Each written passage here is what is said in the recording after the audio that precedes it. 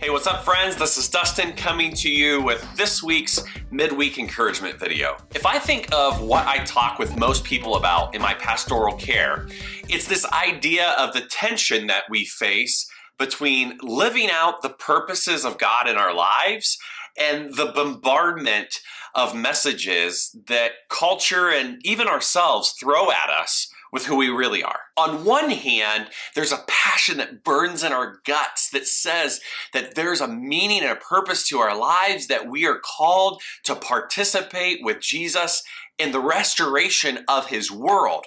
We have dreams and we have gifts and we see what he's doing at work in our community and we want to live into that.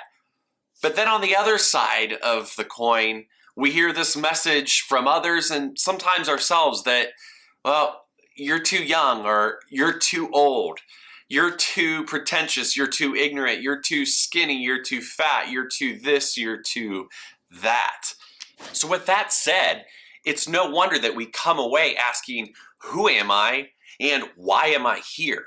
And so I just want to bring a quick message to you of the very first thing that God spoke about us and who we are and why we are here as his people. In Genesis 1, verses 26 and 27, we read, "Then God said, let us make humanity in our image, to resemble us, so that they may take charge of the fish of the sea, the birds in the sky, the livestock, all the earth, and all the crawling things on earth." God created humanity in God's own image. In the divine image, God created them. Male and female, God created them. And so while we might know that, yeah, we are image bearers of the divine, we still want to know, well, what does that actually mean tangibly? Well, on one hand, it means that we are to dwell in a community of oneness because God is a community of oneness within the Trinity. But when we look at the Hebrew word that gets translated as image, there's something incredibly significant that's implied about you and I in our personhood and in our purpose. The Hebrew word that gets translated as image is this word tselem.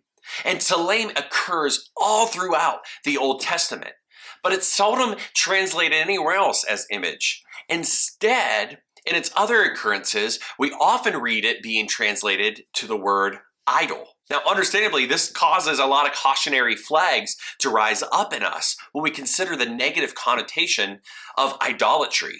Now, this is in no way implying that God is somehow venerating you or I like someone would worship a little trinket that they'd made out of clay or stone or wood. Instead, we need to look back to the initial understanding within the time and period that the scriptures were written to understand just what it means for you and I to be called a tselem. See, if we take a step back and we think in the ancient world what these tselem, what these idols were used for, they were formed and they were fashioned from everyday materials like stone, wood, clay, to serve as conduits for a particular deity. This tselem, this idol, would be a conduit to bring the presence and the power of a particular deity that was up there in the heavens down here into our earth. So if we jump back to the Genesis account, when we're reading that God is saying, you know what, I'm gonna make tselem of myself for myself, what God's really saying is that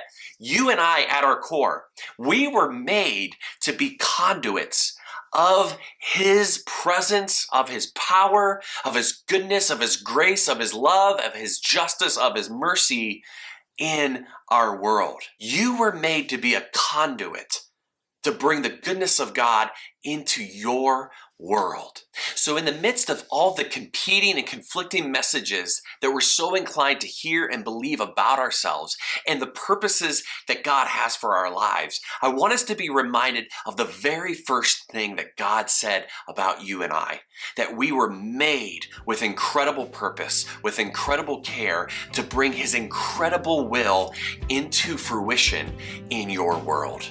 So I want to thank you again for checking out the video. Please like it, share it, subscribe if you haven't yet, and we'll see you next week.